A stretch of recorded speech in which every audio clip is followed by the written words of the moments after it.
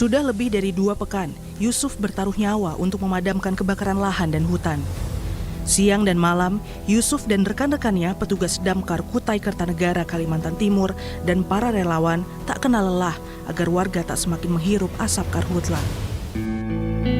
Tapi kini mereka mulai kelelahan melawan api yang semakin meluas ke permukiman di wilayah pendingin Kecamatan Sanga-Sanga. Ini kita hari ke-19 sudah.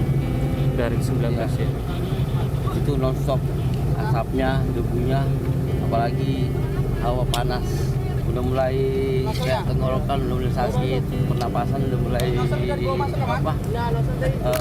agak sesak. Petugas medis ada nggak di sini, Pak? Sejauh ini belum ada? Sekarang ini belum ada. Belum ada ya? Belum ada yang standby. Paling kayak ambulan ada dari tim relawan, itu aja. Asap semakin pekat menyelimuti permukiman membuat Mas Nawati dan Hani, warga Banjarbaru, Kalimantan Selatan, jadi sering batuk-batuk dan sesak napas. Asap bahkan sudah masuk rumah, mencemari oksigen yang mereka hirup selama tidur dan beraktivitas. Iya, kabut di Bang tiap hari. Kebakaran di Bang. Ya, betok-betok. Orang gitu kadang asma, kepala sakit, sakit tenggorokan, macam-macam aja. Rasanya orang terhirup asap. Sementara Hermawati, warga Liang Anggang, Banjarbaru, Kalimantan Selatan, bahkan terpaksa mengungsikan balitanya. Buah hatinya batuk pilek dan tak kunjung sembuh akibat gangguan pernapasan karena kabut asap. Batuk, salismaan, kada bambihan, mulai yang terjadinya kebakaran nih mulai ada asapan sampai yang ini batuknya tuh kada mau ampi, salismaannya kada mau ampi. Malam inya kesian kada kawa guring kedinginan. Tak hanya mengancam kesehatan kaum rentan, asap karhutla juga mengganggu pendidikan anak-anak. Siswa terlambat datang ke sekolah karena orang tua memilih menunggu kabut asap mereda dan memperlambat kecepatan kendaraan untuk menghindari risiko kecelakaan karena jarak pandang terbatas. Rutinitas memasang masker dan perlengkapan pelindung dari paparan asap lainnya juga semakin memperpanjang waktu persiapan anak berangkat ke sekolah. Menteri Kehutanan Raja Juli Antoni menyatakan BNPB akan menambah helikopter waterbombing untuk memadamkan karhutla di Kalimantan. Raja Juli juga bilang akan membangun sumur bor baru lebih dalam guna mengatasi krisis air dan menambah polusi hutan di Kalimantan. Mungkin besok atau lusa kami mem-BKO-kan ya, sekitar 1.000 polisi hutan dari seluruh Indonesia untuk di 3 provinsi di Kalimantan Barat, Kalimantan Tengah, dan Kalimantan Selatan. Nanti secara proporsional kita bagi ya, dengan anggaran yang Solo juga cukup. Kementerian Kesehatan mencatat lebih dari 3 juta warga di 37 kabupaten dan kota terpapar langsung kabut asap per Agustus 2026. Di antaranya meliputi Provinsi Jambi, Riau, Sumatera Selatan, Kalimantan Barat, Kalimantan Tengah, Kalimantan Selatan, dan Kalimantan Timur.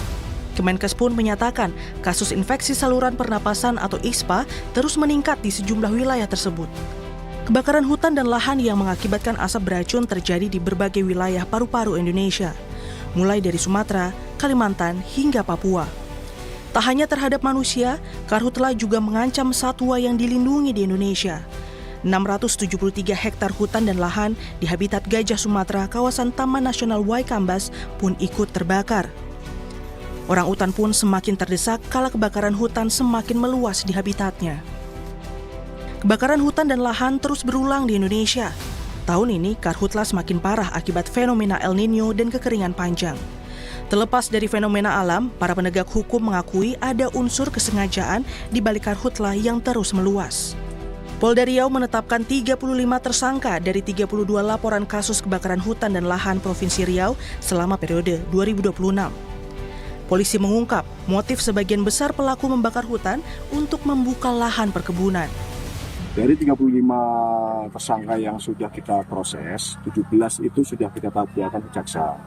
Sekarang dalam proses persidangan. Sisanya yang masih dalam proses penyidikan termasuk yang TKP di bulan Juli dan Agustus saat ini. Seluruhnya adalah pelakunya perorangan. Ya. Namun demikian tidak menutup kemungkinan jika memang ada unsur dari perkara yang sudah kita tangani ada kaitannya dengan korporasi akan kita situ. Sebelumnya Minggu 23 Agustus, Polri menetapkan 72 tersangka dugaan tindak pidana kebakaran hutan dan lahan berdasarkan laporan dari 9 Polda seluruh wilayah Indonesia.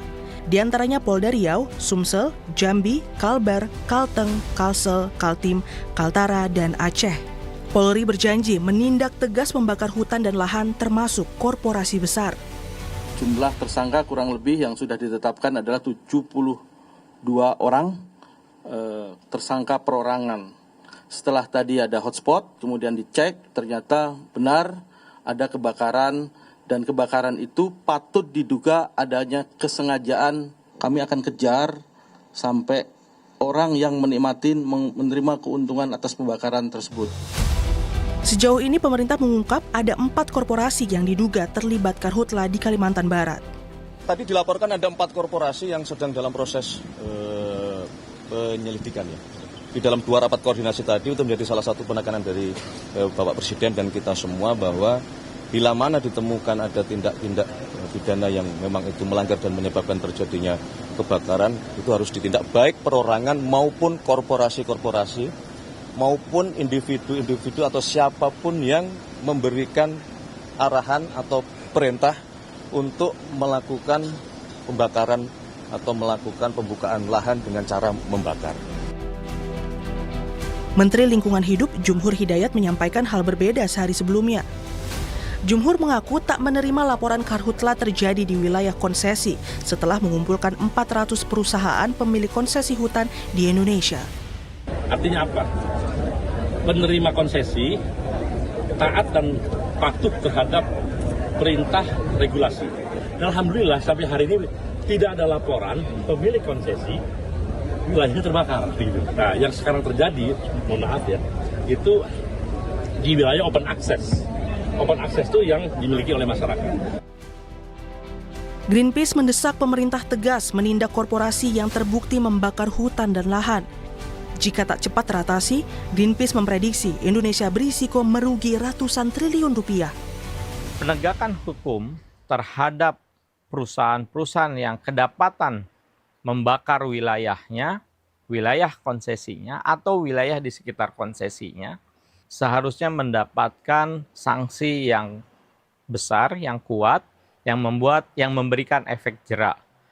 Namun saat ini banyak sekali penegakan hukum, terutama dalam kasus kebakaran hutan, tidak ditegakkan dengan baik. Apabila bencana kebakaran ini tidak secara serius ditangani oleh pemerintah, maka dampak dari kebakaran ini akan jauh lebih besar, bahkan bisa jadi lebih besar dari kebakaran di tahun 2015. Tak hanya kerugian ekonomi, kini dampak karhutla akan semakin mengancam hidup masyarakat. Negara harus tangkas, berpacu dengan waktu, menindak pembakar hutan dan lahan, dan terus memperkuat pencegahan agar karhutla tak berulang. Tim Liputan, Kompas TV.